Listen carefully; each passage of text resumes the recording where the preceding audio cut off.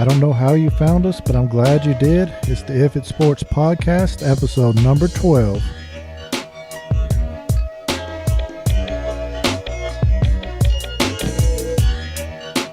All right, this is Josh. I got my main man, Trav, coming off of a great weekend in sports. We had a big matchup between our two teams, the 49ers and the Eagles. They went head-to-head. Outside of that, though, Trav, how was your weekend? I had a pretty good weekend, Josh. It was a great weekend for football, baseball, and basketball. So it's a great time of the year. Definitely a good weekend for sports. Let's go ahead and get into that World Series.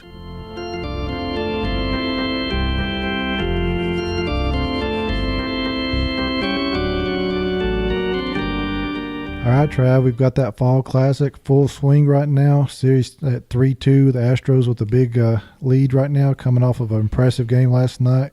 You've been watching those games over the weekend? Oh, yeah. Great baseball action. You know, I'm not much on the regular season, but when it comes playoff time, when October gets here, it's a time to watch some baseball. So, 3-2, headed back to L.A.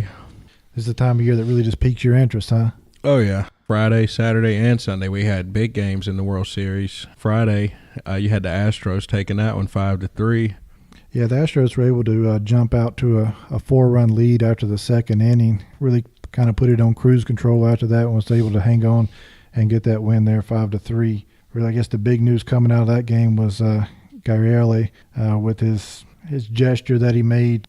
And then made a when he was in the dugout. Yeah, and then maybe a derogatory term he said in Spanish there. It ended up getting him a 5-game suspension to start the start of the season there. Do you think he should have been suspended at the start of the season or during one of these World Series games? No, go ahead and suspend him next year. Keep the best players on the field this year. I mean, they've made it this far to the World Series. Let's go ahead and keep the best players out there and finish the series out strong. Yeah, I'm kind of with you, and I guess it does hurt him more as an individual at the start of the season since they don't get a paycheck during the World Series. Start of the season, he'll miss 5 game checks there, so that'll be a big chunk of money. Yeah, don't penalize the whole team for, a mistake he made. So, like I said, let's keep the best players out on the field and let's finish up the Fall Classic strong. Then we went to Saturday night game there. That was one that the Dodgers won. It was a must-win game for them to at least take one there in Houston. And they were able to hold on to that one 6-2. The game went into the 9th inning. It was a 1-1 game. And then the Dodgers just had a big 9th inning with 5 runs. Yeah. What's his name? Bellinger? Cody Bellinger? Yeah, he had a breakout game here. He had been 0 for 13 on 8 strikeouts heading into Game 4. He had a breakout game, went 2 for 4 with 2 doubles and 2 runs scored. So I think he helped, push the Dodgers over the top on that one. So he really good game there. Yeah, Jock Peterson had that big home run in the 9th inning there. Houston kind of doing their same offensive output. They had 2 runs this game, and those came on 2 home runs. So, I mean, it's Houston's hitting a lot of long balls in the series. And they did that in Game 5. This was one that I thought the Dodgers had set themselves up great. They had Kershaw on the mound. They got up 4 runs in the 4th inning, and then Kershaw gave up a big home run. Yeah, this basically turned into a home run fest, Josh. I mean, both teams had 14 hits apiece in this game. Gurriel, again, smashed a 3-run homer deep over the left field fence, tying the game 4-4. Going into the 5th inning, Bellinger again steps up big with a 3-run homer to put the Dodgers back up 7-4. I mean, these guys are just out here. They were hitting Kershaw, though. I mean, you don't usually see him get hit like that. No, Kershaw had a good game one there. I mean, he pitched really good in the Cubs series. Good game one there. So everybody was saying, playoff Kershaw is gone. That's no longer a thing. But then, come around in Game 5, looks like playoff Kershaw was back, and they was able to get to him, knocked him out early. The Dodgers got to their bullpen, really messed up their bullpens probably a little bit for Game 6 and 7. Yeah, this was a huge output of scoring in this game. Do you feel like this is the best hitting display we've seen, in a series, much less the World Series with all the home runs we're seeing and everything? From a pure power perspective, yes. I mean, I definitely think this is it. I mean, that's what they're hitting. It's a home run or nothing pretty much. I mean, there's a couple runs I've seen scored on doubles, and in one of the games the Dodgers had some sac flies to score a few runs. But, I mean, the Astros, they're putting up a lot of runs, and it's really coming all on the long ball. I would like to see a couple couple double singles mixed in there, move the runners around. We're seeing a little bit of that. I mean, a little bit, but not as much as I like. I mean, it's the long ball or nothing, and it kind of the home run used to be something special that you'd see, and it was like a Hail Mary pass. Probably not that rare, but I mean it was a big moment in a game usually. Now they're just home run after home run after home run. So a lot of the pitching we're seeing is struggling right now. I just think the hitting's just really overshadowing some of the pitching that we're seeing right now. I mean, even these guys, the pitchers are even looking like they're on with a lot of their stuff. They're hitting their spots, but it's just like the hitters are just getting the bat on the ball, even on their best pitches. Yeah, that, and when they do make a mistake, they're just crushing it, which I kind of question there with the Dodgers. They were going along so good, had a big lead, and that umpire behind the plate was given, it was almost a ball outside, a ball inside, and, they challenged some of the Astros hitters with pitches right down the middle, and they didn't miss that. So, I mean, that's punish them. Now, there was some little talk that was going around there about the baseball being slicker in the World Series. You think that's actually playing into some of this, or is it really just the hitting's that good? No, I mean, they probably do have, some brand new made-up balls here for the series, special balls with the World Series logo and whatnot on them, but maybe they aren't broken in as well as some of the other balls they've seen during the regular season. But, just play ball. I mean, this is the World Series. You've been playing baseball your whole life. Just go out and play. Yeah, no. We've got they're heading back out to Los Angeles, like we said there. They're going to have Houston's got Verlander on the mound. Dodgers are going to have Hill on the mound. So I would give the edge right there to the Astros with Verlander on the mound. They could wrap it up in Game 6 out in L.A. Yeah, I called Astros, Josh, so let's see if they hold on for it. That's right. Now, a little bit of other baseball talk. It's off the field. This is also going to tie back into maybe one of our first episodes that we ever did on the podcast. Jacob had a little bit of fashion advice. That's Jacob the intern. He's our hard-working intern that we've got here. He tried to give Trav some shoe advice on his shoe game. Jacob the intern's back in the studio with us here in the garage. So what you got, Big Jake? All right, so back in May, a few pairs of Derek Jeter Air Jordan 11s were made in honor of his Yankee Stadium retirement. Now, fast forward a few months later, and they're on sale for $40,000 at Stadium Goods. How much? $40,000. $40,000. $40K. While the blue suede finish on the upper makes it a very nice shoe, it's still like $39,800 over budget for me to ever consider buying it. And I mean, this is not a shoe for wearing. Like, if you buy that, you're never putting your foot in it. No, you cop these. If you've got the money to cop these, you get these and you put these up in a glass case somewhere on display, and you just look at them every day. You don't put these on. Do you think you make any bad jokes about don't step on my blue suede shoes if you own those? Definitely. So, well, they probably wouldn't be getting stepped on, like I said, because they're going to be in a glass case. So Okay. don't worry about these getting stepped on for 40 G's. This is the type of shoes that they just keep in a room with lasers on them. Can't get near them. Yeah, these are Air Jordan 11s. I mean, they look nice. I like the blue suede with the white sole on them. So, definitely a nice-looking shoe. So, how many pairs of these are being made? There were 5 auctioned off. Only 5 pairs auctioned off, so, okay. Do we know who got these? I don't know. Somebody will have them on Instagram, I'm sure, flashing there pretty soon. Yeah, that's big time right there. Air Jordan 11s. These are Jeter's in commemoration of his retirement. Mm-hmm. Okay. So we'll be sure and get a pic of these up on our Instagram page so you guys can check these out. See if you'd pay $40,000 for them. No, I'm not. The podcast isn't that successful there to be able to pull those off right yet, is it? No, we're not there yet. Maybe one day. All right, see it. Good work, Jake.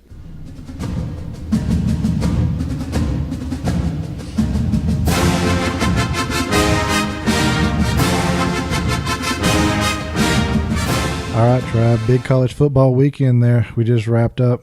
Yeah, Josh, hold up, man. You got to come with a little more energy than that. We just came off one of the greatest college football weekends ever. Hit that music again.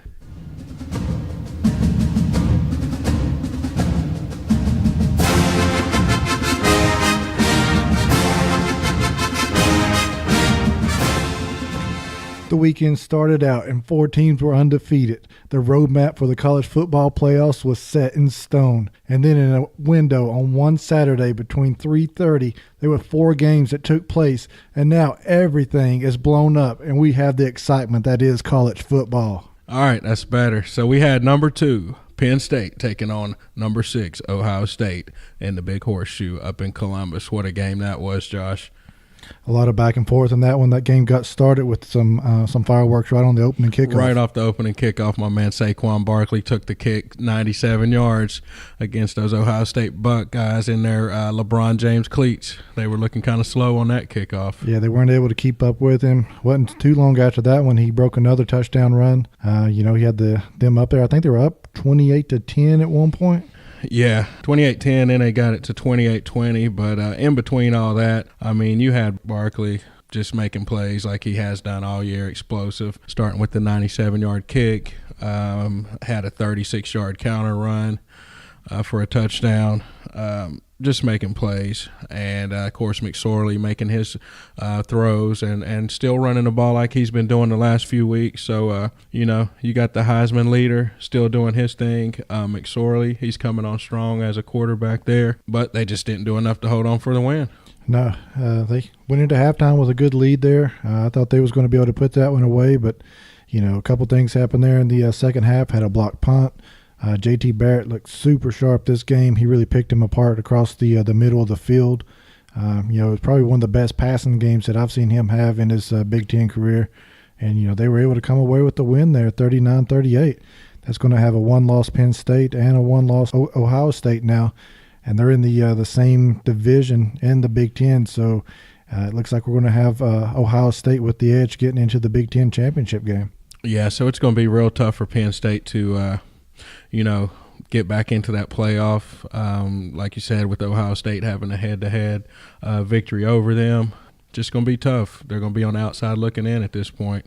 All they can really do is win out and then sit back and see what everybody else does. Yeah, I mean, there's a lot of games to be played. So the predictions and the what-ifs, I mean, there's millions of them that you can make right now. So that's right. All Penn State can do right now is just take care of business and win out. Second game we had there at 3:30, Josh, we had number 3 Georgia taking on your boys, the Florida Gators. Horrible game. Is that all you really got to say about that? I mean, I can't really get into it and say anything good about Georgia. I don't know if you expect me to do that, but I can say Florida played horrible. They just didn't show up, had no offensive firepower at all, put themselves in bad positions on that. Yeah, pretty much the Georgia Bulldog defense bit the Gators early, jumped out on them 21-0. It was pretty much downhill from that point for the Gators. So, like you said, really not much else to say about that 42-7 loss that the Gators took there in Gainesville. A little bit later on in the section here, we'll get into the coaching change that's going to be taking place there in Florida. But that's about all I want to say on that game. We can get that one out of our memory. Then we had a Big 12 matchup between TCU and Iowa State. We said last episode, could Iowa State upset another top 5 ranked team? Yeah, Iowa State does it again. Knocked off another number 5 team. Really just throwing a monkey wrench in the whole Big 12 situation there. So now there are no undefeated teams in the Big 12. So you got TCU, Iowa State, and Oklahoma State all right there at the top, fighting for that title. So that's definitely going to be interesting down the stretch here. We've got a big game to highlight next week that's going to be changing the dynamics of the Big 12. So a lot is still to play out on that one. I know probably say that a couple times on this podcast, but there's so many scenarios that could play out. It's just changing week after week now. Look at the other game that we had there, the fourth game we had highlighted on that 3:30 block. That was North Carolina State taking on Notre Dame. Yeah, that was a huge game for both teams. Notre Dame and NC State close early, 7-7 at the end of the first. Finley was making some really nice throws there. Kept it close early, pretty much all the way through. Looked really sharp, pretty much all game long. He just didn't get into the end zone. Just didn't get into the end zone. Notre Dame, of course, we all know the running back Adams for them. Another nice game for him. Pretty much Notre Dame just pulled away in the second half. They just kind of wore down that NC State defense after a while. Yeah, only one loss on the season for Notre Dame. That was coming against the number 3 ranked Georgia Bulldogs. They've got a tough schedule still to play out there. They've got to play Miami on November 11th, and they end their season with Stanford. So still 2 games that could catch them, but I would think going into those games, Notre Dame's probably going to be a favorite for both of those. And, you got to give NC State credit. I mean, they're having a great year. They got a really big game coming up this week against Clemson. So, still going to keep it formidable. I mean, they're still going to keep it rolling there and try to finish their season strong. Yeah, still a chance to get into the ACC championship game. Still trying to get into that ACC championship game. Yeah, another action we had, Wisconsin, they took care of business, 24-10 win over Illinois. Georgia Tech in that triple option, they weren't able to surprise Clemson. Clemson held on in that one, 24-10 as well. Then we had number 8, Miami, taking on North Carolina down in Chapel Hill. Basically, Miami just held them off for a 24-19 win. They did drop a few spots. I guess the voters thought that they made that game a little closer than what it needed to be. So but we'll get into all that a little later. Number 10, Oklahoma outscored Texas Tech 49-27. He took care of business. Took care of business there. Then we also had a game which I said was going to be a high-scoring game last week. We had West Virginia getting outscored by Oklahoma State 50-39. So definitely knew that was going to be a high-scoring contest. Not much defense in that one. Yeah, I saw some of the aftermath of that game, and it looked like they was ready to party there in Morgantown if they was able to pull off that upset, but just didn't happen. Other action out on the West Coast, Washington took care of business and beat UCLA. I think Josh Rosen got injured in that game, so we'll have to see his status going out the rest of the season. Some of our listeners will be glad to hear Virginia Tech took care of business against Duke 24-3. That was a nasty game, a lot of rain coming down through it, but Tech was able to hold on that one. They're going to have a big matchup coming up against Miami this week. And then some other games to run through real quick. Arizona upset Washington State 58-37. Michigan State was upset by Northwestern. We had Houston upsetting the undefeated South Florida team. UCF still stays undefeated on the year. And then USC, they took care of business against Arizona State to maybe have a chance there in the Pac-12. All right, Josh, just some other notable games we had listed here. We had Tennessee at Kentucky. One thing you did mention early on in our podcasting career, that if you were losing to Kentucky, you weren't doing good things if you're losing to them in football. So yeah, sorry about that, Drew. Looks like Tennessee is losing to Kentucky, so I don't think they're really doing good things out here. So they definitely dropped that one 29-26 to UK. Puts the heat back on to Butch Jones there. They're really calling for his head now. We'll see if he's able to stay on a couple more weeks as the head coach on that. I heard before we came on the air that they was having some meetings with their athletic department to see what their coaching situation was going to be going forward. And then that final game we had noted here, Josh, that Friday night game pitted FSU against Boston College. Boston College came in and upset Florida State Seminoles 35-3. So just another loss for my Seminoles. At this time it just looks like the offense and defense can't put a full game together. So at times, the offense looks kind of good. At times the defense looks good, but they just can't seem to put a whole game together. You just can't win when you're punting the ball, fumbling the ball, throwing interceptions. You just can't. You can't win like that. Yeah, I thought Florida State would be able to win, quite a few games, the remainder of the season there. I thought that defense was just that strong, even with a young quarterback. It looks like the defense has got put into some bad situations in games and, short field situations, having to come back on the field quick after turnovers. Yeah. It's just hurt them, and it's definitely going to be what I would mark up as a rebuilding year. So we've talked a lot about coaches on the hot seat there. Do you think Jimbo Fisher's on the hot seat? I don't, Josh. I think Jimbo Fisher's job is safe at this time, just based off of the fact that he did lose his starting quarterback, DeAndre Francois, earlier in the season. So I just feel like that they're going to keep Jimbo around. I mean, he would have a huge buyout on his contract at this point. So I think he's there. And, they've still got the same team. They just don't have that nucleus, that core nucleus that they need to win these games. So I think once they get everybody back healthy, should be almost a complete 180 next season when we come back, start the college football season. Unfortunately, Josh, I don't think we can say the same about your coach down in Florida. I think he got the boot this week. Yeah, he's definitely off the hot seat now. He's gone. He's off the hot seat and on the love seat. Yeah, he looks like he's going to be taking about $4 million home and able just to relax for a little while there. It's kind of crazy how this went down. Early in the season, and I think Jamie called in one time and asked, if Florida kept winning and wasn't scoring any points, would McIlwain be on the hot seat? I didn't think he would if they kept winning, but they didn't keep winning. We had a loss against LSU, a loss against Texas A&M. I don't even think the loss against Georgia factored in because, we were kind of expected to lose that game. But, some of the things that did factor in, last year after a big bowl win there, McIlwain made a statement about how, he needed the administration to get back behind him and really put in a long-term extension on there. That was something that was in the works, but I don't think it was something that the administration wanted going to the press there. So that was kind of strike one. And then maybe a week ago, 2 weeks ago, McIlwain said him and some of the players were starting to get death threats. And, the university took that serious, and they went to ask for, information on that, and none was provided. So I don't know if there actually was death threats made, but when he wasn't able to back up that statement with some facts, they just kind of put that against him. And I think that was really the final straw that has him on the way out. Kind of interesting, though, to see how this plays out. His agent, Jimmy Sexton, if you don't know who that is, go ahead and Google him. He's probably the most powerful agent in all of college football, represents Nick Saban, some of the big-time guys. He didn't really push too much when they didn't. Florida still owed McIlwain about $13 million. They settled on $4 million. Speculation is he's also the agent for Dan Mullen at Mississippi State. Maybe he thinks his client, Dan Mullen, is going to be coming in as the next head coach of Florida. Probably not the hire that I would push for right now, but his name's out there. Chip Kelly's name's out there. Scott Frost's name is out there from USC.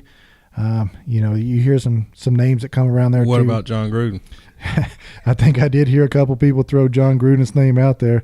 We should just go ahead and hire him just to make Tennessee fans mad. I think Bob Stoops' name was out there. I don't think we can even afford Bob Stoops to get him off the couch right now after his retirement. So, it's going to be interesting to see how this plays out. Well, at least one good thing might have came out of this firing of your boy McIlwain, Josh. At least y'all are getting a head start on all the other teams that could be firing their head coaches this year. So get a little jump start there to get on that head coach search and hopefully come out with the best candidate ahead of everybody else. Yeah, for sure. I mean, that's going to be the advantage of it. I mean, it is Florida. It's probably a top 10 program in the nation for any coaching candidate. So I think any coach that's in the country outside of those other top 10 schools is going to be a candidate for this position. If there's a call and they say, would you be interested in the Florida job, they're going to at least listen to it. So, we'll see all the names, how they get tossed around, and how long it takes Florida to actually hire a new coach. All right. Well, it's usually those head coaches that give out those helmet stickers. So let's go ahead and give out our helmet stickers for this week, Josh. Who do you got for your first one? Well, my first one, I've got to go to J.T. Barrett. I'm not a huge Ohio State fan, but I was just extremely impressed with his performance. He was 328 yards through the air, a bunch of TDs. He only had 6 incomplete passes during that game. He looked really sharp. And then to top all that off, he had 95 yards on the ground. So I'm definitely putting a helmet sticker on there. Put the old Buckeye right on the back of his helmet. All right, and my other helmet sticker, I'm going to give this out to 2 players for Wake Forest. That is Wake Forest in football. I'm going to give a little recognition to them. Wake Forest. Yeah, their quarterback, John Wolford, he had 461 yards in the air with 5 touchdowns. And their redshirt freshman wide receiver, Greg Dortch, he had 10 receptions, 167 yards, and 4 touchdowns. Bad news coming out of that. The wide receiver did get injured this game. Is probably going to be out the season, but heck of a performance there. They was able to upset and beat Louisville. Big win over Louisville. Well, let's see, Josh. I'm going to go ahead and give my first helmet sticker out to Kyle Kemp. That's the quarterback from Iowa State. So Kyle has definitely proven himself as a giant killer this year. Yeah. First, he took down a top 5 team in Oklahoma, and now he has taken down number 4 TCU. You got to remember this guy started out as a backup quarterback, but I don't think he'll have backup in front of his name anymore. Yeah, Iowa State's got 2 losses on the season prior to him starting there. What would their season be if they went with him early on in the season? My second helmet sticker, like you said last week, Josh, it just wouldn't be a helmet sticker segment if I didn't give one out to this guy. He's still my number 1 candidate for the Heisman this year. Got to go back to my man Saquon Barkley. His helmet's getting kind of full. So Saquon, like we already spoke on, had a 97-yard kick return to start that game against Ohio State. He had another fairly long touchdown run of 36 yards. And just his explosiveness all over the field, just making plays here and there, out of the backfield, running the ball. Just got to give him one just because what I look for when I give out my helmet stickers are players that change the game.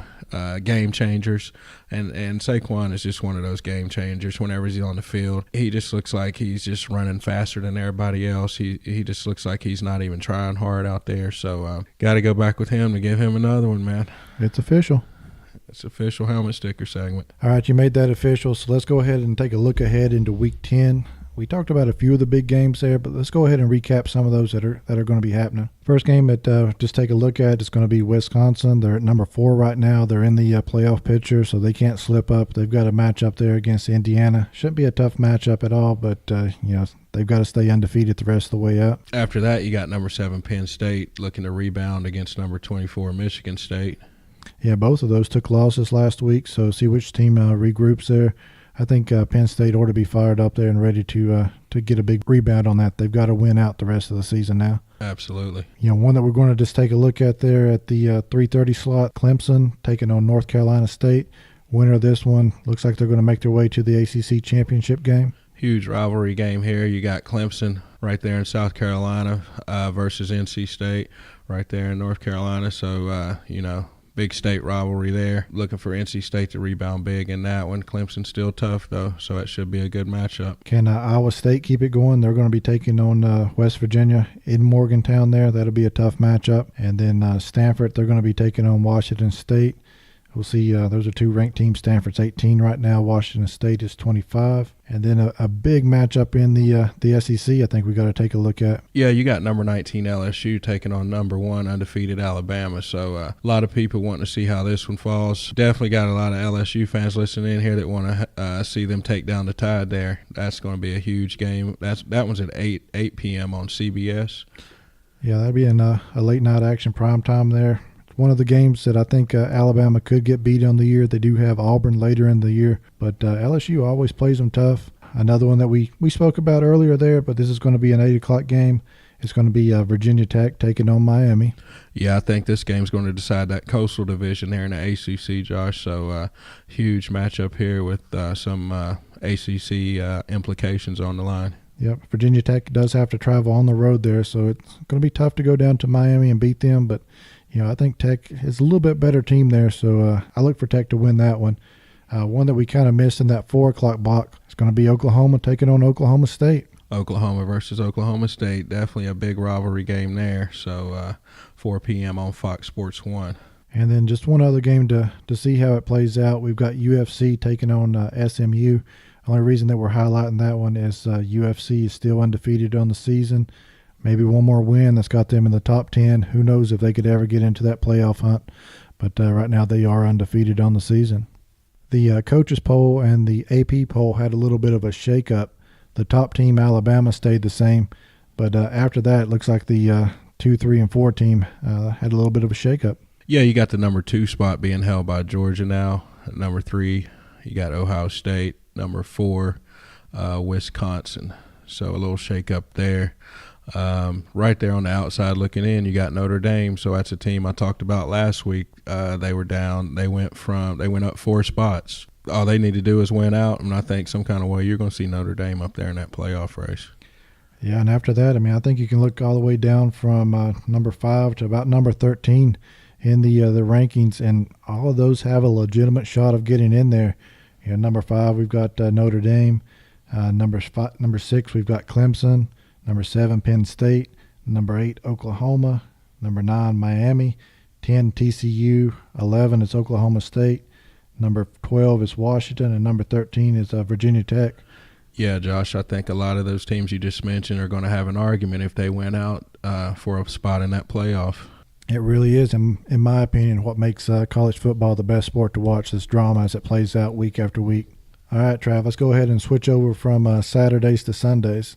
It's football. I've been watching it for 40 years. 40 years. NFL Week 8 is in the books. I know last week you had your top story was the Eagles. Did anything change on that? Yeah, that definitely changed this week, Josh. My big story this weekend, I'm looking at Seattle here versus the Texans. The game itself as well as both teams individually. So we'll just start with the Texans. You got to look at that play of Deshaun Watson, the way he played against that Seattle defense. Came out with 402 yards with 4 touchdowns.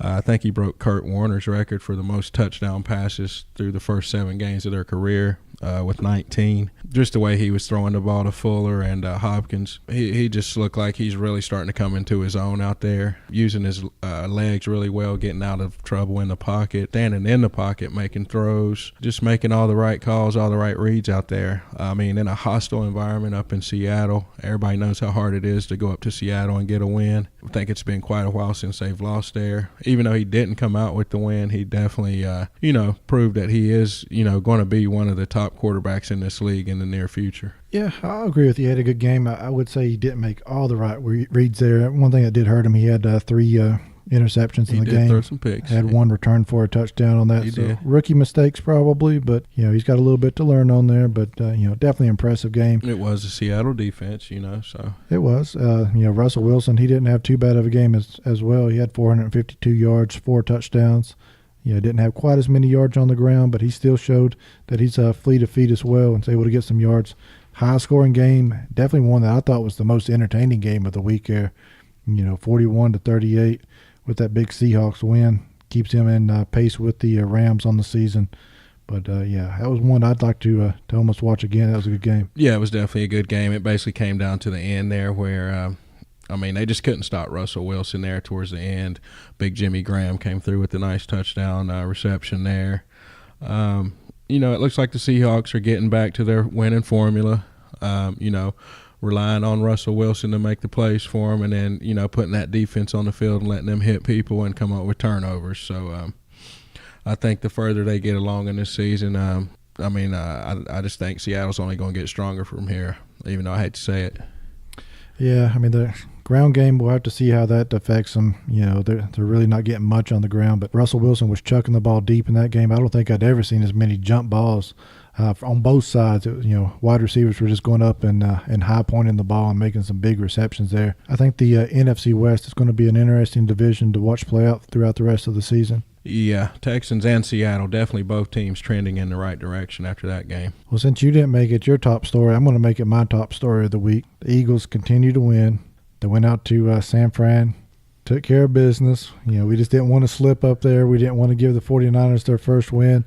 They weren't as sharp as they have been in some of the games this year. They did what it took to win the game, that's for sure. Yeah, we just really couldn't get anything going. Our offensive line was just banged up, just so bad. It was like every time CJ dropped back, he had a hand around his arm after the first step he took in his drop. So wasn't much he could do. Kind of hard to evaluate that kind of game when he's just getting sacked every play. And it was a tough one, but, what can you expect right now? We are in a rebuilding situation right now. Some breaking news we did hear on the San Francisco 49er front before we came on the air was looks like they've acquired quarterback Jimmy Garoppolo from the New England Patriots. Long-time backup. For a second-round draft pick. So I think that's going to be a good move for us. We'll see if we don't go ahead and finish 8-8 on that. So does that take you all out of the Kirk Cousins running for the offseason? Yeah, I think Shanahan and the front office, John Lynch especially, I think they've just decided against that Kirk Cousins play. I don't know if it was because of, not knowing for sure if he was even going to be available or if, with the season he's having, if he's just not the kind of quarterback they're looking for. So Kirk Cousins has been removed from the picture.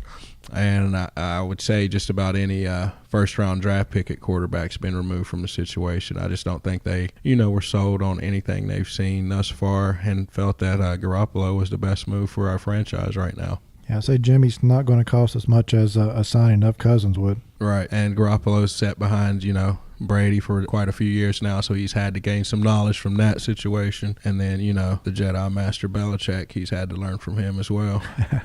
What continues to go with the NFL, we're always having to talk about this. It's not on the field stuff, it's the off the field stuff. The owner of those Texans, Bob McNair, he made an uncalled for remark during one of the owners' meetings. I think his statement was, we can't have the inmates running the prison. I mean, that's probably not the worst statement that you can make. I mean, it's a common phrase that a lot of people use, but just a poor choice of words in that situation. Yeah, definitely. Poor choice of words right now. Everybody's pretty sensitive on this. There's a lot of attention being paid to the NFL right now. So, any off-the-cuff remark like this is going to make instant headlines, and it did. Yeah, I think Randy Moss, before the games on Sunday on ESPN NFL Countdown, I had the best words on this, I believe, that I've heard on it. So go ahead and play that one. Crazy that these owners in professional sports think they own us as the players. They really are team owners. They own the team. They don't own the players. And I think that's one of the biggest things. We were talking in our production meeting this morning about each and every week, week 8, since Colin Kaepernick protested last year. Why can't we talk football? This is the 8th week of the National Football League. We're still talking about racism and protesting. We should be talking about sports and get ready for the, week 8. But unfortunately, we're sitting here still talking about racism. So until we nip it in the bud, I don't care how many billions of dollars you have. What your net worth is, what you're worth. Until we nip this thing in the bud, and it starts at the... Yeah, he's saying it starts at the top there. I think he's on point with what he's trying to drive home. I read a little bit on the NFL meeting that was going on, and coming out of it, it was pretty much all business. It was talk about how, the national anthem issue is hurting business. There really wasn't any focus or any talk on how can we correct the issue.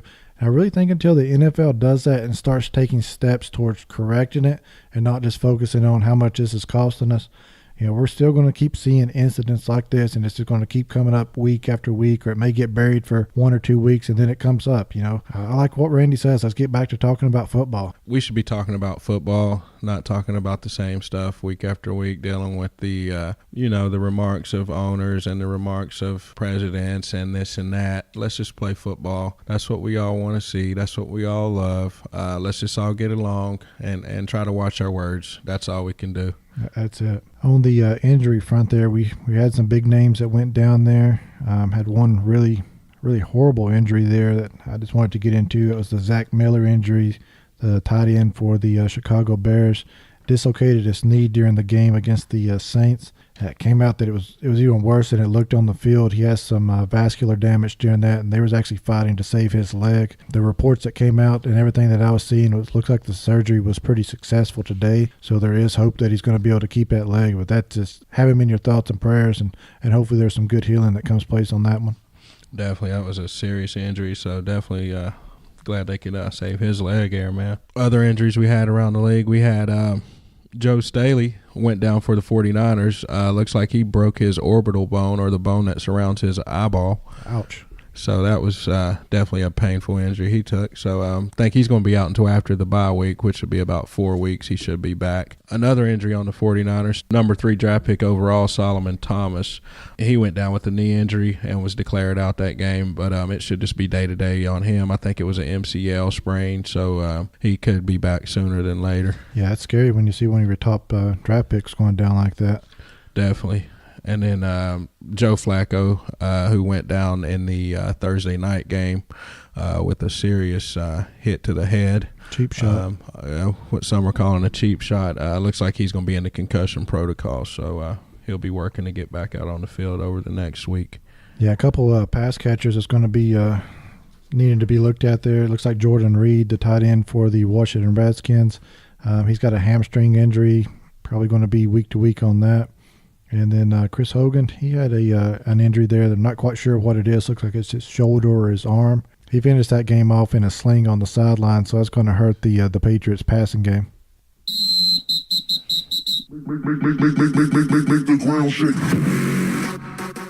All right, Josh, you know what the sound of that is. That means it's time for our Week 8 Power Rankings.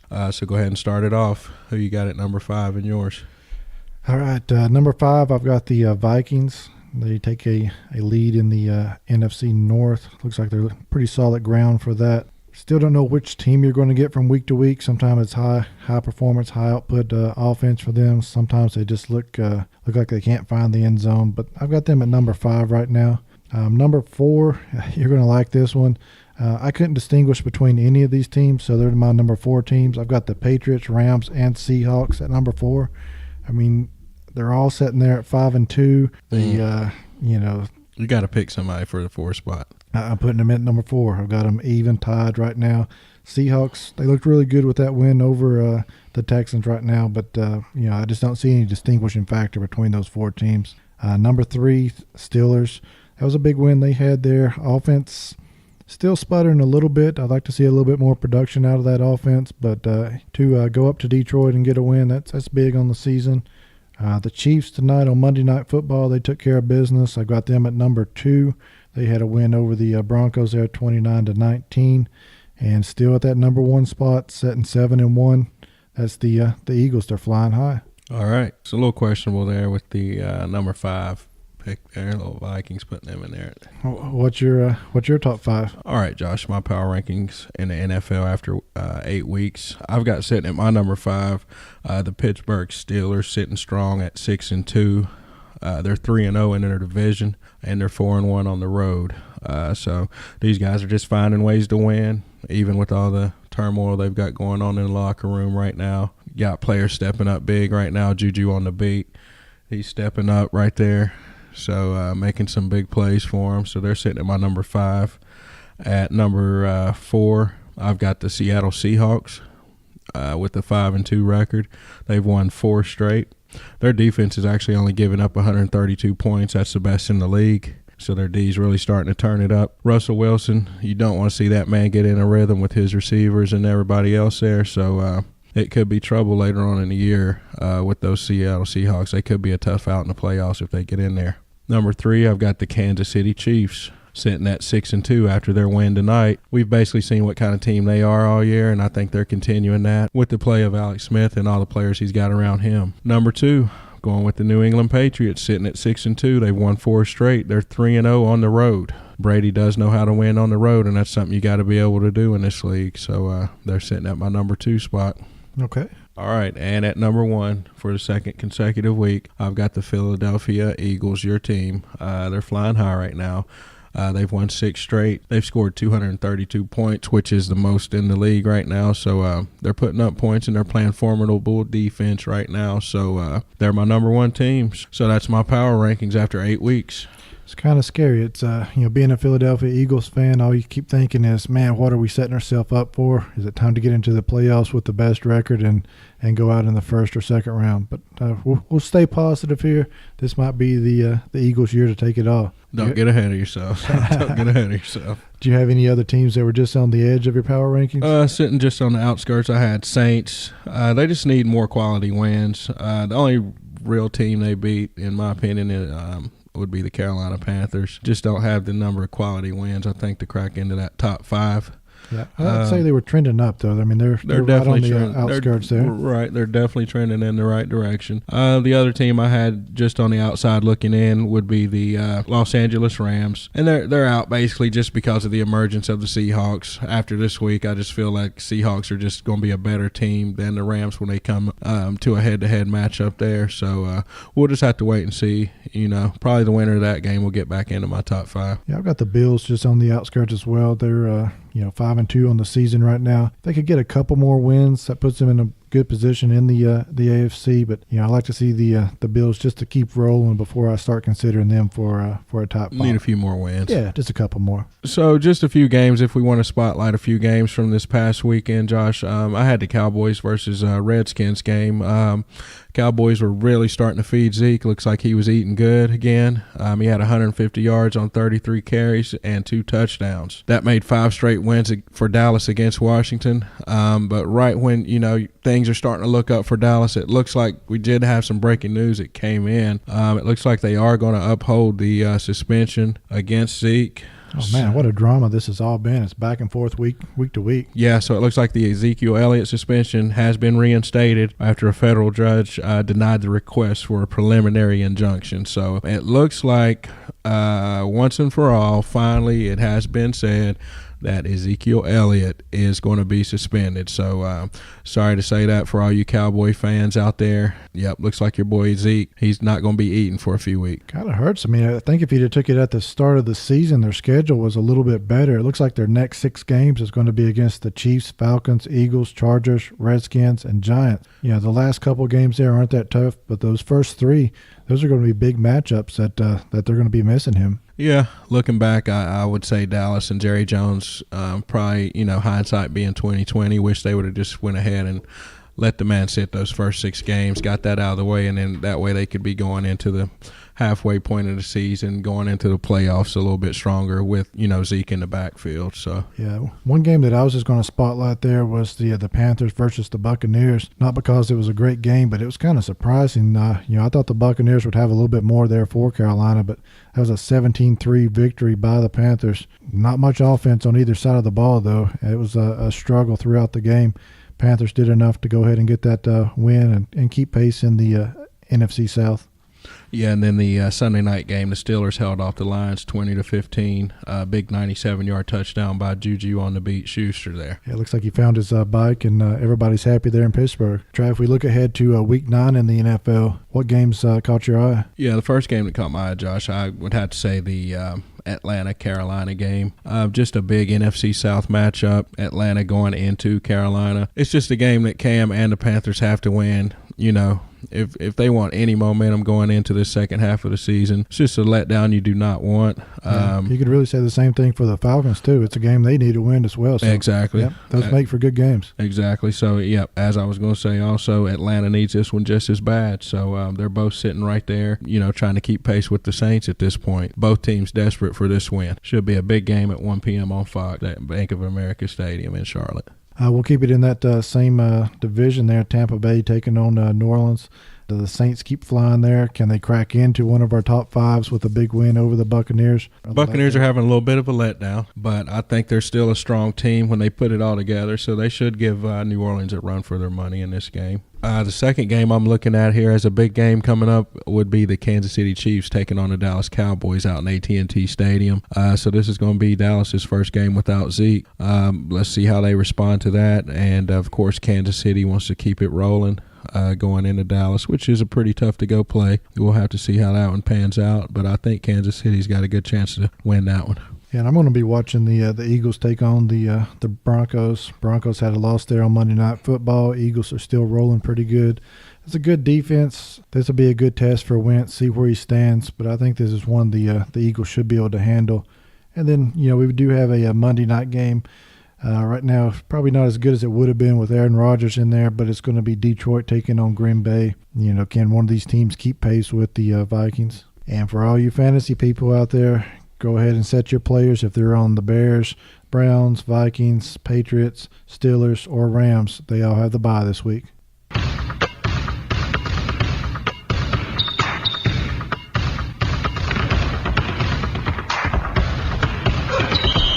All right, NBA season swings into week 2. Not a whole lot of big news going on. Looks like Markelle Fultz, he's going to be out for at least 3 weeks. We talked about that injury last week.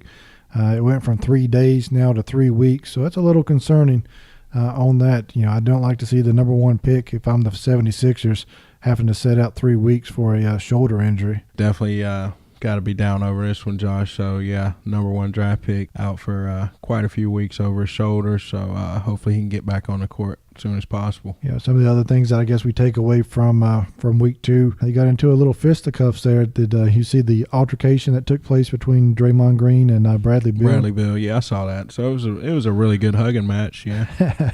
Looks like Beal popped him a little bit there to start it off with, and then they just wrapped up and hugged it out. Yeah, they kind of hugged it out and fell to the ground, so hopefully they broke that up pretty quick. That's a pretty expensive hug, though, Bill. I think he got fined $50,000 and $25,000 for Green. Definitely not the way you want to be known on the streets, as a hugger like that. It definitely doesn't help the street cred. But, something that does help the street cred a little bit is NBA players doing some good work. A couple articles I saw over the week there was Tim Duncan. He's out there raising a lot of money for the hurricane victims on the Virgin Islands. That's where he's from originally.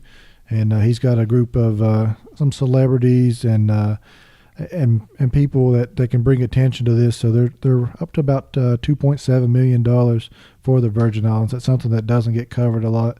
And then Klay Thompson, he's also donating $69,000 to the Bay Area Fire Relief Fund. California, they've been hit pretty hard by some forest fires. So it's good to see these guys out there doing good work in their community. it's good to see Tim Duncan give back to his community like this. He's always been known as a good guy in the league, and I'm glad to see him still keeping that name out there. Yeah, for sure. And then just looking at some of the teams there, I think we've got a surprise in the Eastern Conference right now.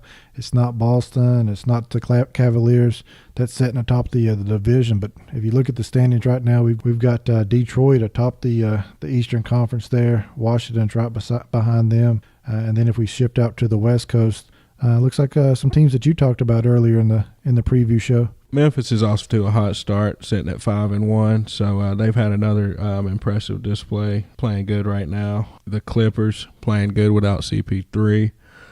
The Rockets, they're sitting at 4-2. They're sitting at 5-2. So Harden and CP3 seem to be playing well together. Is CP3 still out? Yeah, it looks like it's going to be about a month that he's out with that knee injury, I believe. And then you got the Portland Trailblazers and Damian Lillard. So definitely some good teams atop the Western Conference to start the season. Golden State still struggling a little bit. Yeah, they're matched up against the Clippers tonight as we're recording there. But they're 4-3 on the season right now. If Clippers were to beat them, that'd take them to 500. Set them back there. And another team that we didn't talk about being on the top of the Eastern standing is the Cleveland Cavaliers. They've got a losing record on the season right now at 3-4. Yeah, and I think they've lost 3 consecutive games to non-playoff teams. So this could be a cause for concern for some of you Cavaliers fans, but I wouldn't really let it worry you because, LeBron's already came out and said it's a long season. He's not really worried about their slow start, which that's kind of how the Cavaliers start anyway. And then they kind of turn it on mid-season and throughout. So it's better to be winning in June and July than it is in October. So I think the Cavs are going to be okay. With a team like the Cavaliers, do you think home court advantage in the playoffs is a huge benefit for them, or do you think they could come in, being a 4 or 5 seat and really it doesn't matter? Yeah, I don't think it really matters with the Cavaliers. As long as you've got LeBron on your squad, you pretty much can go anywhere and win. So, I don't really feel that the home court advantage is that big of a factor in his mind or the team's mind. Okay, well, that's some good insight there. So let's switch it up from good, smart insight to maybe some of the not-so-smart moves of the week. Dummy. You big dummy. You big dummy. You big dummy. You big cold-blooded dummy. You big dummy. See what you did? Oh, no, you big dummy. Oh, no, you big dummy. All right, Josh. So our big dummy of the week is going to go to our guy, Dion King. Now, Dion is a defensive quality control coach for Dartmouth College. His team was playing Harvard this weekend. So you got Dartmouth versus Harvard, which you would think these would be some pretty smart guys. Yeah, 2 on Ivy the League field schools. And in the press box coaching. So, Dion's up in the press box above the field. When he gets a little bit upset when his team fumbled a punt against Harvard, he got so upset that he punched a hole through the glass looking out over the field there. So sent some shards of glass down below there. So come on, Dion, you can't be punching the glass up in the press box and sending glass down onto the fans there. So we got to hit you with it. You big dummy. Harvard was pretty tough on the guy, too. They kicked him right out of the game. I mean, I know it's a pretty dumb move breaking the press box glass, but, I mean, maybe they should have had some stronger glass. That's right. That's a tough one, man. That does not seem like the punishment met the I don't think he's the first coach to hit the press box glass. Probably not. Maybe the first one to ever break it or something like that. But escorting him off the field and throwing him out, that's tough, Harvard. Come on. Yeah, it's pretty tough. Be a little bit nicer to your opponents. Well, this week wasn't as good for dummies as some of the other ones, but that's probably the closest me and you are going to get to some of the Ivy League schools. Yeah, you won't see me at any Ivy League schools anytime soon. All right, well, that's going to wrap up another episode here. We like seeing all those subscribes that are starting to come in. So if you haven't yet, go ahead and head over to iTunes, hit the subscribe button, do the same thing on Google Play Music. Whatever platform you use, if they have a subscribe option, go ahead and do that for our podcast. That really helps with our numbers. And if you haven't, we're going to continue to ask, please leave us a review on any of those platforms. Reviews are great feedback, and we might get some guests that start showing up on the show for that. Yeah, like Josh said, guys, we need you guys to be really interactive with us. Don't be afraid to call in, leave us a message, hit us at our email, show at ifitsports.com. I know we got a lot of big sports fans out here listening to us, so if you got any questions, remarks, concerns, just anything going on related to sports or the sports world, just hit us up. You can also get at us on our Instagram page or our Facebook page. I guess that about wraps up another show, Josh. Let's go ahead and get out of here. Thanks for listening, and if you enjoyed the show, please help us out with a subscribe on your favorite platform. To find all listening services and social media accounts, check out our website, ifitsports.com. Select the Listen to Podcast link from the top menu. The If It Sports hotline is open 24/7. Just leave us a voicemail with your contact information at 276-415-0029. We'll be sure to get back with you on information how you can be a guest on our show. And remember, if it's sports, we're talking about it.